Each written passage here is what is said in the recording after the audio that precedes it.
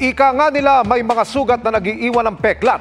Sa Bataan, paano raw maghihilom ang mga residente ng isang barangay kung hindi pa rin naaalis ang isang truck na tumama sa dalawang bahay? Tunghayan ang naging aksyon ng inyong Kapuso Action Man.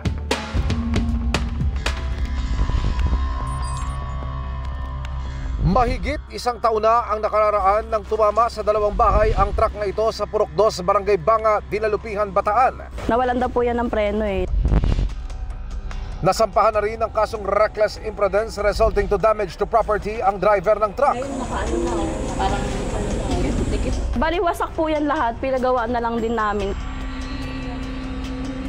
Pero hanggang ngayon, perwisyong nakahambalang pa rin ang truck sa dalawang bahay sa lugar. Baka biglang lumindol, ay biglang bumigay yung truck. Kitang-kita ng lente ng inyong Kapuso Action Man ang panganib na dala ng truck sa mga residente. Para nga hindi tuluyang bumagsak, pansamantala muna itong tinukuran ng bakal. Dati hindi ako dyan natutulog, pero ngayon tinanggap ko na rin. Gusto ko po matulungan akong tanggalin po yung truck kasi delikado na po siya masyado. Dumulog ang inyong Kapuso Action Man sa Dinalupihan, Bataan Municipal Engineering Office. Paliwanag nila kung bakit natagalan ang pag-alis sa lugar. Isa po sa mga naikonsidera din kasi yung panahon ng tagulan, kaya hindi ho namin maiangat dito yung truck. Pangalawa po yung kaso sa pagitan po ng naka-aksidente at saka ho nung biktima. Ayon sa Dinalupihan Municipal Police Station, hindi raw makakaapekto sa kaso ang pag-alis sa truck sa lugar. Nagkaroon na po ng assessment yung pong lokal na pamahalaan po ng bayan ng Dinalupihan para po matanggal yung truck po at nakipag-coordinate na rin po ang engineering office sa mga biktima para agaran po matanggal po yung truck. Dadalhin lang po ito sa aming impounding area.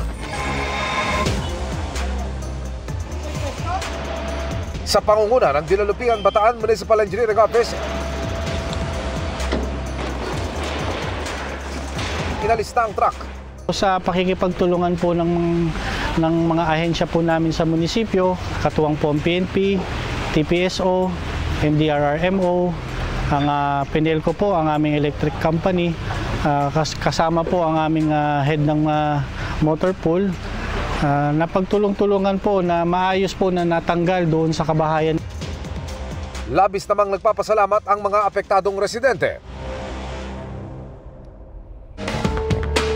Mission accomplished tayo mga kapuso. Para sa inyong mga sumbong, ipadala nyo lamang sa Kapuso Action Man Facebook page. Dahil sa naman reklamo, pang-abuso o katiwalian, tiyak may katapat na aksyon sa inyong Kapuso Action Man.